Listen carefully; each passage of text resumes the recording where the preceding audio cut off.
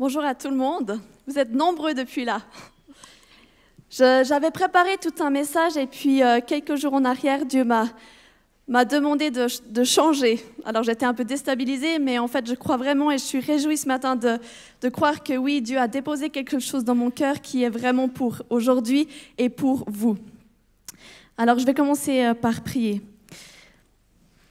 Saint-Esprit, je veux accueillir ta présence. Merci parce que tu nous fais vivre l'œuvre que tu veux nous faire vivre ce matin. Merci parce que tu es à l'œuvre dans nos vies.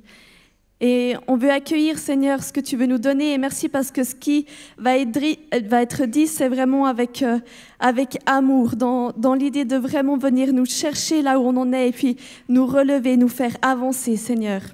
Tu connais ceux qui sont dans la tristesse, dans le deuil, Seigneur, mais ceux qui vivent aussi des situations dans lesquels ils se battent, je te remercie, Seigneur, parce que ce matin, c'est un message de vie et d'espérance que tu nous donnes. Amen. Amen. Alors, le titre de mon message, c'est « Être victorieux dans nos pensées ». Est-ce qu'il y a des volontaires? Yes, moi je lève la main aussi. Quand Dieu nous donne de partager un message, c'est généralement ce qui, en tout cas pour moi, nous demande de travailler. Moi, je sais que c'est un sujet sur lequel je dois travailler. Il y a quelques nuits en arrière, il y avait un moustique dans la chambre. Et je me suis réveillée et j'ai commencé à faire travailler mes pensées. J'ai mis la première vitesse, rapidement j'ai mis la deuxième, la troisième. Je me suis retrouvée à penser dans tous les sens et à battre de l'air comme ça. Et sans vous mentir, ça a duré quasiment 2 heures. Et au bout de 2 heures, j'arrivais pas à me rendormir et j'en avais marre. Alors j'ai réveillé mon mari. J'ai dit « Raphaël, il y a un moustique dans la chambre. » Et puis je sais pas, il s'est levé comme ça. Puis je dis « Mais moi, ça va beaucoup trop vite dans ma tête. Ça va du 200 à l'heure et tout. » Puis lui, il était là. Il venait de se réveiller. Hein. Enfin, il n'était pas tout à fait réveillé. Il dit « Ah, moi, je vais à reculons, hein. Je fais du moins 10 km/h. » Ça m'a tellement fait rire. Enfin, c'était drôle, quoi. Moi, je pensais à tout ce qui se passe dans ma vie. Je pensais à mes circonstances de vie, à mille et une choses. Et puis, je vais commencer par ouvrir le livre d'Ecclésiaste. J'ai été amenée à étudier un peu ce livre que j'avais déjà lu, mais que je ne m'étais pas forcément attardée dessus. Un petit livre dans l'Ancien Testament qui a seulement 12 chapitres. Ecclésiaste, ce prénom veut dire celui qui s'exprime devant les gens. Et en fait, Ecclésiaste va dire la chose suivante en introduction. Donc c'est le premier verset. « Comble de l'inconsistance, dit l'Ecclésiaste, comble de l'inconsistance, tout n'est que fumée. » Et dans ces 12 chapitres, il va répéter une trentaine de fois le mot « fumée »,« fumée »,« fumée ». Et puis, ça va être sa conclusion. « Comble de l'inconsistance, dit l'Ecclésiaste, tout n'est que fumée. » Qu'est-ce qu'il veut dire par là? Je suis sûre que ça serait faux de traduire comme si la vie était un non-sens. Ce n'est pas du tout le message que Ecclésiaste veut nous faire passer. Il a bien choisi son mot, fumée. Elle est comment la fumée? Quand on organise des camps avec des enfants puis qu'on fait un feu, les enfants ils sont admiratifs devant ce feu, devant cette fumée. Elle est belle, elle est mystérieuse. Et en fait, elle va où elle veut. On ne pourrait pas lui dire tu vas là, ensuite tu vas un peu à gauche, puis après tu continues pendant 5 km tout droit. Non, la fumée, elle est complètement imprévisible. La fumée, elle vient et puis elle repart. En fait, elle est bien là, on a envie de l'attraper, de la saisir, mais qu'est-ce qui se passe? Elle nous échappe, elle nous glisse entre les doigts. Est-ce que ce n'est pas une belle comparaison avec la vie? Est-ce que ce n'est pas vrai que les circonstances de la vie, ils viennent, ils repartent, ils sont imprévisibles, ils nous échappent? En fait, les circonstances de la vie et ce qui nous arrive, c'est hors de notre contrôle. Tout comme la fumée vient vite hors de notre contrôle. C'est une belle image. Si tout ce qui m'arrive dans ma vie, est hors de mon contrôle, je suis par ailleurs au contrôle des pensées que j'ai face à ces circonstances. C'est pas vrai? Ça, je suis au contrôle. De mon attitude que j'ai quand il m'arrive quelque chose, face à l'instant présent, là, je suis au contrôle. Je vous invite, je pense qu'il va être projeté là, à lire le verset suivant. C'est une seule phrase. 1 Corinthiens 2, verset 16. Révélation, révélation. On va lire juste la dernière phrase. Or, nous avons la pensée du Christ. Waouh! Là, il y a du niveau. Nous avons la pensée du Christ. Et j'ai réfléchi à ça et j'ai médité là-dessus. Je me suis dit, la pensée du Christ, qu'est-ce que ça peut bien être? Et on peut avoir plein d'indices. En l'occurrence, il y a aussi, si vous êtes d'accord, si on peut passer Philippiens 4, verset 8. Je vais peut-être, voilà. Enfin, frères et sœurs, portez vos pensées sur tout ce qui est vrai, tout ce qui est honorable, tout ce qui est juste, tout ce qui est pur, tout ce qui est digne d'être aimé, tout ce qui mérite l'approbation, ce qui est synonyme de qualité morale et ce qui est digne de louange. Wouhou! Quand j'ai dit qu'il y avait du niveau, ce qui est digne de louange. Je crois sincèrement que Jésus, quand on lit ces histoires dans le Nouveau Testament puis qu'on l'imagine, ça dégage de la positivité. Jésus était quelqu'un de positif dans toutes les circonstances. Ses pensées, en fait, elles étaient remplies d'espérance. Jésus était reconnaissant. Et Jésus, waouh, il devait dégager une telle paix. Jésus, il est le prince de la paix. Ses pensées dans sa tête, il devait y avoir le calme, la paix vraiment qui régnait en lui. Mais aussi, tout ce que Jésus pensait, j'en suis convaincue, parce qu'il est la vie, découle la vie. Jésus, tout ce qui découle de ce qu'il disait apportait la vie. La pensée du Christ. Or, nous avons la pensée du Christ. Petite question, d'après vous, est-ce que quand j'étais à 2h du matin, en train de brasser de l'air, j'avais la pensée du Christ? Oups. Non. C'est important, nous devons penser à ce que nous pensons. On a toujours entendu dire qu'on doit veiller à nos paroles. De même qu'on doit veiller à nos paroles, avant ça, on doit veiller à ce qu'on pense.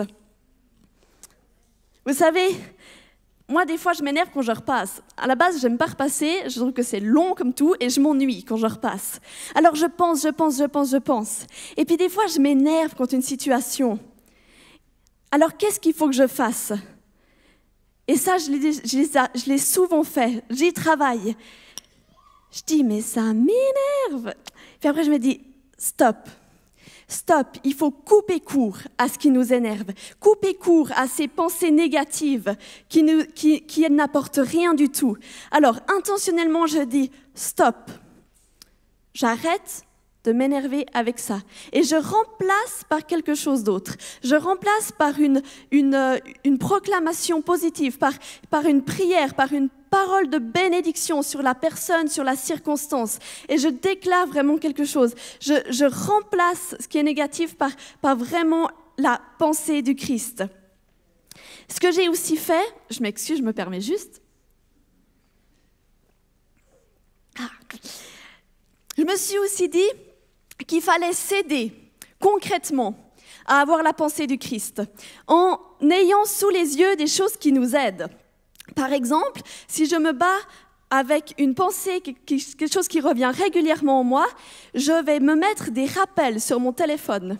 Et puis tout d'un coup, ça fait bip, bip, bip, et puis je regarde juste et bam, j'ai la pensée du Christ, un verset biblique, une vérité, quelque chose, une proclamation. Je vais y arriver. Ça en vaut la peine. Bravo. Et des choses positives comme ça qui me sautent aux yeux, en fait. J'ai aussi mis sur mon miroir, alors des fois on va dans notre miroir et puis on n'est pas tout à fait honorante envers nous-mêmes. Et bien en fait, j'ai marqué « Je suis une créature si merveilleuse ». C'est pas moi qui le dis, c'est la parole de Dieu. J'étais allée chez ma cousine il y a quelque temps en arrière et puis elle devait passer des examens et c'était un peu c'était un peu chaud au niveau des notes. Et puis sur sa porte, elle avait écrit « Je vais réussir mes examens ». Et puis en fait, elle avait écrit des deux côtés de la porte. Quand elle partait travailler, elle disait « Je vais réussir mes examens ». Et quand elle rentrait étudier, elle disait « Je vais réussir mes examens ». Est-ce qu'elle a réussi ses examens? Oui, oui. Il y a aussi d'autres choses où on peut s'aider concrètement. Prier avant de dormir. Sur nos rêves, sur les pensées qu'on aura. On prie simplement, on a l'habitude de prier avec les enfants avant de dormir. Pourquoi est-ce qu'on ne prie pas pour nous? Je vous encourage à prier avant de dormir. Mettre de la louange, ça j'en parlerai un peu plus tard. J'ai une connaissance des amis qui ont vécu, il y a quelques années en arrière, quelque chose d'extrêmement difficile. Ils ont vécu, ils ont passé par une période où... vraiment une circonstance difficile. Et puis, je me souviens quand j'étais allée chez eux, partout dans leur appartement, sur les fenêtres, sur le miroir, sur le frigo, il y avait des versets partout dans l'appartement. Waouh! Waouh! On est dans une circonstance de vie difficile. Donnons-nous les moyens d'arriver à la salle de bain au milieu de la nuit et de lire. Je suis celui qui te guérit. Mon miracle est en chemin. Je vais y arriver. Il y avait des versets dans toute la maison. J'ai trouvé admirable. J'ai trouvé admirable, vraiment. Avoir la pensée du Christ. Vous savez, je crois profondément que c'est la volonté de Dieu, que ses enfants pensent comme lui. Parce que ça fait toute la différence. Avoir la pensée du Christ, ça fait de toi une personne extraordinaire. Ça fait de toi une personne peut-être différente de tes... Je dis pas que nos collègues et tout ça, c'est des personnes extraordinaires, mais on a un langage, on a des pensées des fois différentes, qui sont encourageantes. Vous connaissez le lundi matin, quand on va travailler, puis qu'on demande aux gens comment ça va, puis qu'ils disent « Oh, comme un lundi. » Comme un lundi. On n'aime pas le lundi. Dans le monde du travail, on n'aime pas le lundi. Et puis moi, j'ai une collègue qui est croyante, qui a une belle relation avec Dieu. Et puis un jour, on lui avait posé la question, c'est quoi ton jour préféré? Elle dit, moi, c'est le lundi. Mais ce que j'aime le lundi. Le lundi, il y a tout qui commence. C'est la semaine qui commence, il y a tout qui s'offre à nous. Moi, j'adore le lundi. Et puis j'avais trouvé juste beau comme c'était, une manière différente de penser. Cette personne, elle est extraordinaire dans sa manière de penser. Ça fait d'elle une personne vraiment extraordinaire. J'avais aussi envie de raconter l'histoire que, je ne sais pas s'il est là, mais s'il n'est pas là, oups, tant mieux. C'est Loïc Chevalet qui m'avait raconté qu'il est paysagiste. Et puis, un jour, il est allé à son travail et puis il pleuvait des cordes. Et c'est pas pour dire, mais paysagiste, quand il pleut des cordes, on sait que la journée, merci, on va être mouillé toute la journée, c'est pas facile. Puis ses collègues, ils étaient là et puis un peu découragés. Et puis Loïc, quand il est content, vous savez comment il fait? Apportez-lui un gâteau à la crème, puis vous verrez. Il fait comme ça. Il se frotte les mains comme ça. Et puis il avait raconté qu'il disait, oh les gars, on est content, on va pas avoir trop chaud aujourd'hui. Et puis ses collègues, ils étaient là, mais tu sors d'où cette joie et tout? Il la sort d'où? La pensée du Christ, la manière de penser du Christ. Être positif, réussir à avoir un regard d'espérance. C'est absolument magnifique. Je vous raconte aussi une petite histoire qui m'était arrivée. J'étais en Cambodge avec la famille Zeller, Guy et puis Joël Zeller. Et croyez-moi ou croyez-moi pas, c'est la première fois que j'étais confrontée à vraiment ce que c'est la persécution. Tout va bien, tout s'est bien passé, mais en fait j'étais dans un tuk-tuk. Un tuk-tuk, c'est un petit vélomoteur avec une petite remorque derrière qui avance du 30 km/h comme ça. Puis on était dans une espèce de village qui était très pauvre et tout, plein de petites ruelles partout. Et en fait, j'étais avec 3 amis et Joël Zeller. Et en fait, c'était très bizarre comme histoire, mais on allait annoncer l'évangile. Il y avait un gars, un monsieur habillé tout en noir avec une espèce de cagoule, pas une cagoule, mais un foulard sur la tête. Et en fait, concrètement, il nous courait après. Sauf que dans la main, il avait un énorme couteau. Et en fait, ce qui était bizarre dans cette histoire, c'est qu'il nous regardait, il nous fixait. Et puis, Vous imaginez bien que les filles dans le tuk-tuk, on a commencé à paniquer, puis on a commencé à stresser, puis on a commencé à dire oh, Joël Zeller. Non, mais il fallait voir. Mais les filles, mais gardez vos pensées en Christ. Mais vous n'allez pas avoir peur. Mais une telle paix qui se dégageait, elle aurait pu s'arrêter pour aller faire des courses, quoi. Et puis en fait, ça nous a tout d'un coup amené la paix. La paix, elle se dégage de nous. J'ai trouvé admirable la paix qui se dégageait de Joël Zeller. Joyce Meyer, elle dit la phrase suivante. La pensée est un champ de bataille, l'endroit où nous sommes vainqueurs ou vaincus. Waouh! La pensée est un champ de bataille, l'endroit où nous sommes vainqueurs ou vaincus. J'ai envie de dire oui, il y a des personnes ici qui vivent des situations difficiles, qui sont pas méritées, injustes ou voilà, c'est vraiment difficile. Ça, je veux pas nier. Mais nous sommes appelés à penser comme Christ. Amen. Il y a 2 vérités fondamentales qu'il faut considérer. Raphaël, si j'ose juste avoir le... Merci. J'ai envie d'imager les 2 éléments. Il y en aurait peut-être d'autres, mais j'en ai choisi 2. Merci. Les 2 éléments qui te permettent de réussir à avoir la pensée du Christ.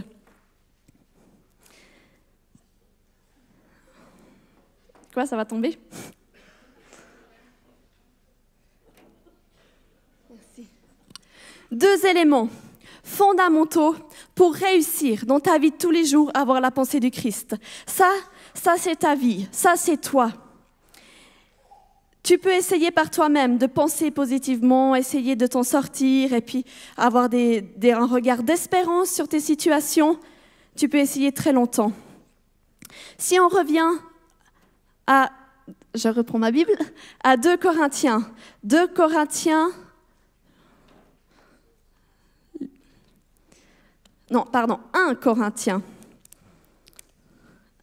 1 Corinthiens 2, versets 11 et 12.